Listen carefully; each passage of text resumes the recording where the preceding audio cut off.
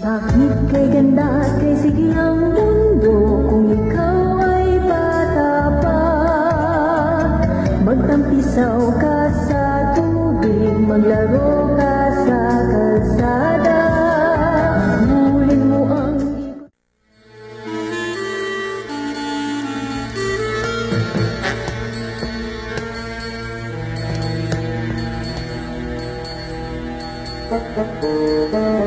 Matagal pa ba bago dumating ang kuya ko? Oo. Sinasabi ko na nga ba, hindi niya kayang alagaan si Rob. Baka nawala na yung sa pataniman. Teddy, huwag ka nang umiyak. Darating din sila. Sana dumating na sila. Rob! Rob!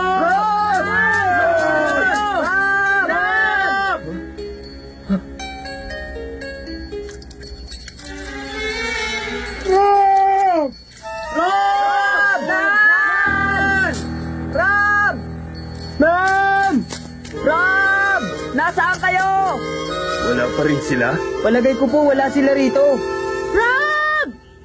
Nan! Nan! Nasaan ka? Nasaan na kayo? Nasaan na kaya sila? Gumagabi na. Rob! Ginang Jo! Wala naman po siguro masamang nangyari sa kanila.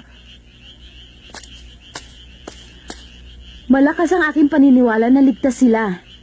Huwag tayo mawala ng pag-asang matagpuan sila sa kakahuyan. Naririto lang sila sa paligid. Ha? Hahanapin ko na po uli sila. Sige, Tommy. Pero mag-iingat ka rin. Opo. Nan! Rob! Kasalanan ko ang lahat. Hindi ko siya dapat pinayagan. Sana naman huwag pa yung tulutan may masamang mangyari sa kanila.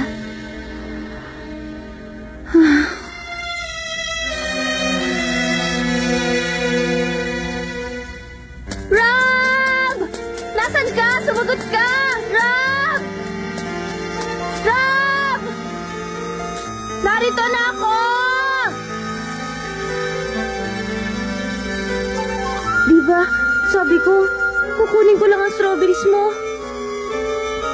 Rob! Rob! Tulungan mo ako! Nandito Nasaan ka? Rob! Nandito ako! Tulungan mo ako! Ibaba mo ako dito! Rob! Tulungan mo ako! Salamat naman at ligtas ka. Narito na ako. Salamat. Siya nga pala, nasaktan ka ba? Hindi! Kung saan-saan na kita hinanap. Bakit ka umalis? Natakot ako! Baka may dumating na oso! Huwag ka na matakot. Narito na ako. Hindi na kita iiwan kahit dumating pa ang isang kawan ng mga oso. Bakit? May narinig ka bang kaluskos? Wala! Wala? Sige, tayo na. Sige! Ang strawberries ko! Oo, kaya nga natagalan akong bumalik. Ha?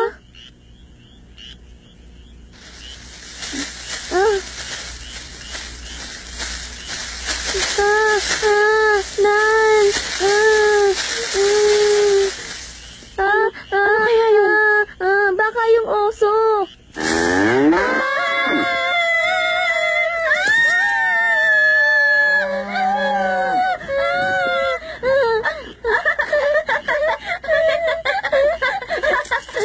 Baka lang naman pala. Talagang natakot ako. Huwag ka matakot. Rob! Rob! Nan! Rob! Rob! Talaga pong wala sila rito. Ganun ba? Cyrus! Franz! May nakita na ba kayong palatandaan dyan? Wala po kahit na isang bakas! Hanapin po namin sa Madaron! Rob! Nan! Ginang Jo! Ha? Eto po. Kay Nan? Ha? Mga bakas ng paa. Baka kainan.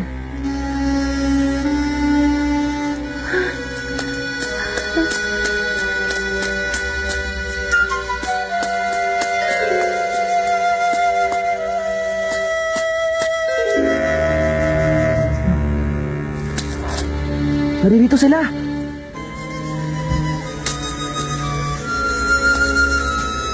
Saan kaya sila nagpunta? Huh?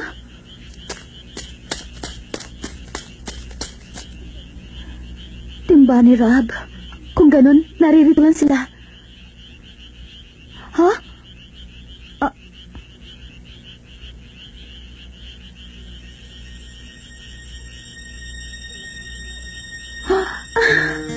Salamat po.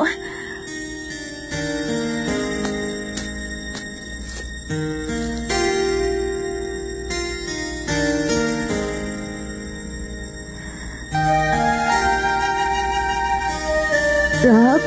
Nan? Gising na. Ginang Jo. Huwag na mag-alala. Uuwi na tayo. Mama! Heto na ako. Mabuti po't dumating na kayo. Marami po kami napitas na strawberry para sa inyo, Mama. Ginang Jo. Patawad. Kasalanan ko po ang lahat. Nan, huwag na mag-alala. Ang mahalaga, ligtas kayong dalawa. Ginang Jo!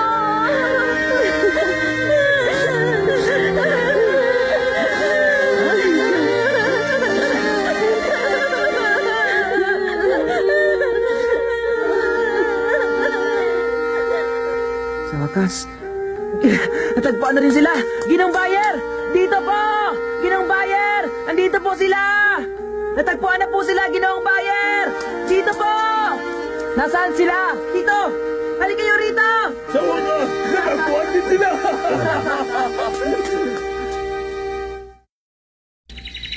Gandang umaga. Kumusta ka? Buti naman. Kumusta na kayo? Ikwento mo sa amin na nangyari kagabi. Ngayon lamang ito nangyari dito sa Plumfield. Simula nang dumating kami rito. Ngayon lamang ito nangyari dito sa Plumfield. Simula nang dumating ka. Ha? Talaga? Hindi niyo po dapat ipinagkatiwala si Rob sa batang yon. Sige na, Asya. Tama na. Pakinggan po ninyo ang sinasabi ko. Pagkatapos, ano nangyari? Madilim sa kakahuyan, pero hindi naman ako natakot. Aba, ako rin. Tapang nyo. Alam niyo ba kung anong pinakamagandang nangyari sa amin ni Rob? Ano yun? Nang lumabas kami sa bakod. Yung sarap ng pakiramdam kung ikay nakikipagsapalaran ang lumabas sa bakod. Alam kong mali ang lumabag sa utos, pero may natutunan naman akong aral. Sa susunod, alam ko na ang gagawin ko. Yak na magagalit si Ginang Jo. Hindi na baling pagalitan ako. Magandang umaga, Nan. Ginang Jo. Nan, mag-uusap tayo sa aking tanggapan. Opo. Nan, maaari mo bang sabihin sa akin, ano ba talaga ang iniisip mo? Ang iniisip ko po, Yun totoo.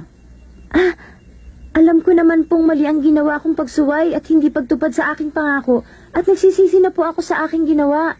Pero nang mawala po kami ni Rob sa kakahuyan, tila po kay laking tuwa ang aking naramdaman. Natuwa ka? Ganon nga po, isang malaking pakikipagsapalaran. Pakikipagsapalaran sa paglabag sa kautusan? Kung minsan po kasi, nakakatuwa pong gawin ng mga bagay-bagay na ipinagbabawal, Ginang Jo. Nan, maraming salamat sa pagiging matapat mo. May kakilala akong isang batang babae. Siya si Josephine. 5 taong gulang at umalis mula sa kanilang tahanan. Ang dahilan, gusto lamang niyang ipagmalaki ang isang bagong paris ng sapatos. Josephine? Maghapon siya naglalakad kung saan-saan. At nang matagpuan siya, natutulog siyang katabi ng isang malaking aso. Malaking aso? Dahil doon, pinarusahan siya ng kanyang ina. Mabigat pong parusa? Gusto mong malaman? Opo. Hindi man lamang umiyak si Josephine sa parusa. Pero hindi ko alam kung makakaya mo ito. Malakas po ang loob ko at hindi po ako iyakin. Mabuti naman. Sigurado ka ba? Ngayon, tumalikod ka. Opo. Di pa ang kamay. Opo. Ha?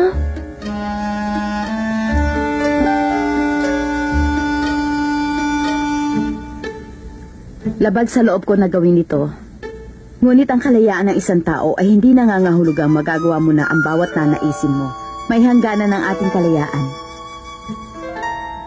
Hanggang sa maunawaan mo ang ibig kong sabihin, mananatili ka rito. Maunawaan mo sana ako.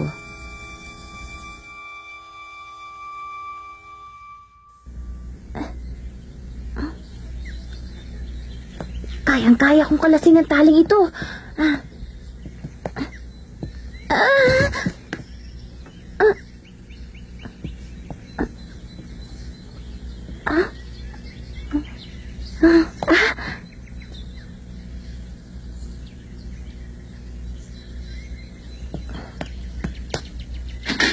Mamaya lang po makakalabas na rin si Nan. Hayaan natin siya. Pero ang nais ko lang malaman niya nagkasala siya.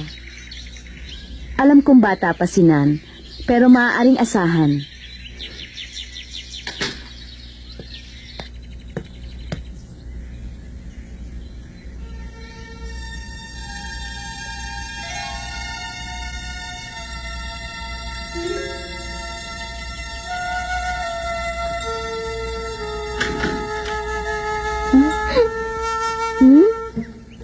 Nan! Sama ako sa'yo!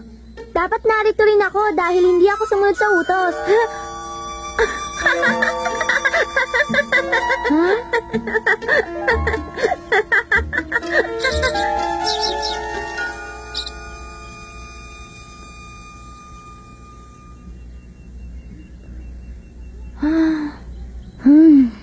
Ilang araw na tayo dito, Nan? 2 oras pa lang tayo rito, Rab. Kung ika'y nalulungkot sa iyong pag-iisa, pakinggan mo ang awitin at ikaw ay sasaya. Kung ika'y nalulungkot, halina at umawit ka. Kung ika'y nalulungkot sa iyong pag-iisa, pakinggan mo ang awitin at ikaw ay sasaya. Kung ika'y nalulungkot, halina at... Tommy! Tommy! Nanganak na ang aso ni Ginoong Hansons. Tuta? 5 malulusog na mga tuta. Dinilaan pa nga ang aking mga kamay. Ned, samahan mo na ako! Tayo na! Ha? Punta tayo! Sige! Nan, babalik kami ha!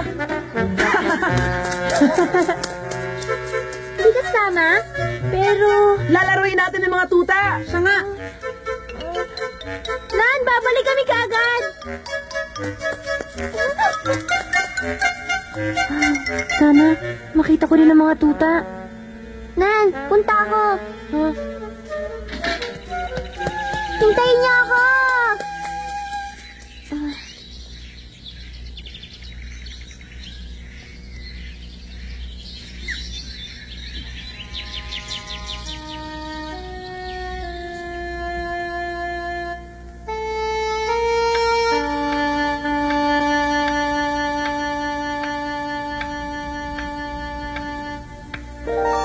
Aba! Masarap ang ulam natin ngayong gabi! Menudong baka para sa hapunan. At sa himagas naman, strawberry pie. Talagang masarap! Ate Kim! Staffy, huwag kang ganyan.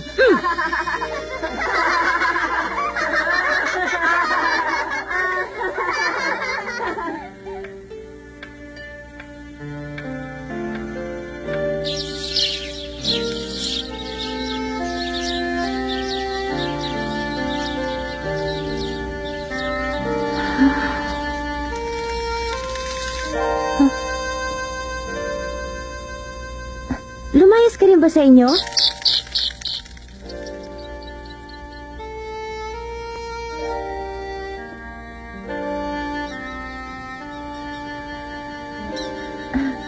umalis ka man, bumalik ka na lang. At huwag kalimutang humingi ng kapatawaran. At sabihin mo sa iyong nanay na hindi na po mauulit ang iyong ginawa. Kay ganda ng payo mo. Kinang Jo.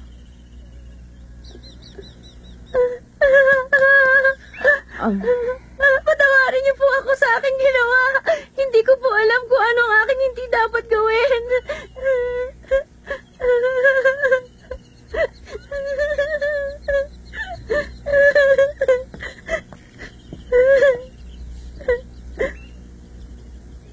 Nan, punasan mo ang iyong luha.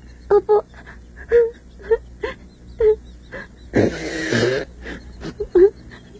Marami pong salamat. Wala kang pinagkaiba kay Josephine. Pilyang bata. Nais niyang pantayan ang mga lalaki, kaya ang gusto niyang palayaw sa kanya ay Joe. Ibig po sabihin, kayo si Josephine?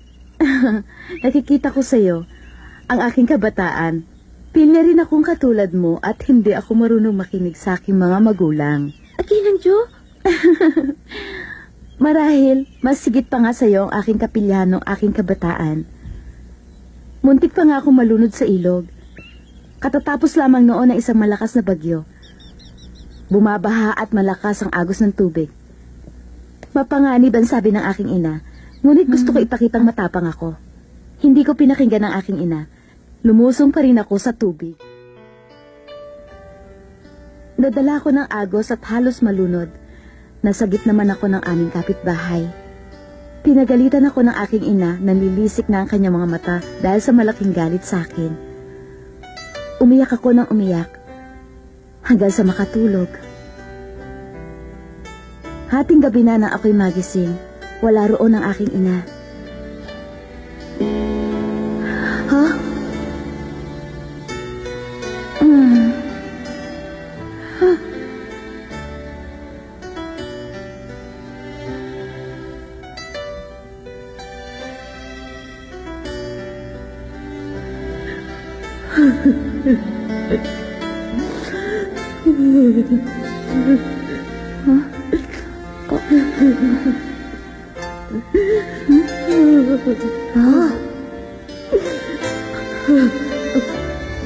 Salamat po.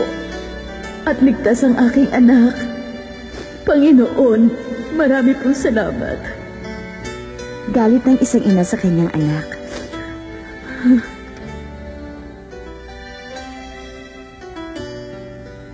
Huwag na mag-alala, Nan.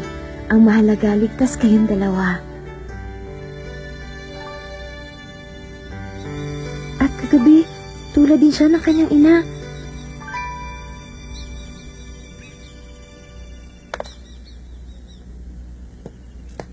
Kinabukasan, pagising ko may regalo pa sa akin ng aking ina. Nakangiti pa siya sa akin. Sinabi niya kung gusto kong suwayin ang kanyang kautusan, ilagay ko sa kahon ang isip ko at takipan. Simula noon, naging malaking palaisipan sa akin ang lahat-lahat. At inilagay ko sa loob nito ang lahat ng aking kapilyahan at taliwas na kaisipan. Nagawa po ninyo? Nakaya niyo pong gawin? May mga bagay ding nakakaligtaan. Mabigat, di ba? Opo. Hawakan mo, Nan. Bakit po? Sa akin, ha? Pero, mahalaga po ito para sa inyo. Saka mo na lamang ibalik sa akin. Kapag nailagay mo na ang mga taliwas ng kaisipan at pag-uugali.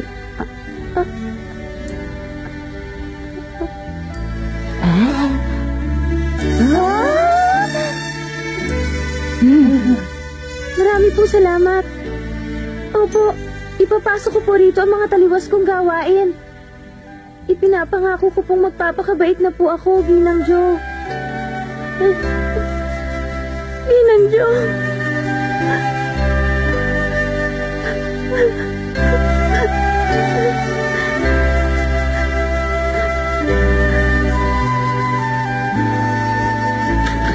Oras na para sa hapunan. Hindi po ako...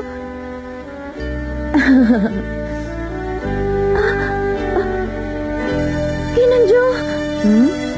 Sa palagay ko, hindi mo na ito kakailanganin pa. Opo.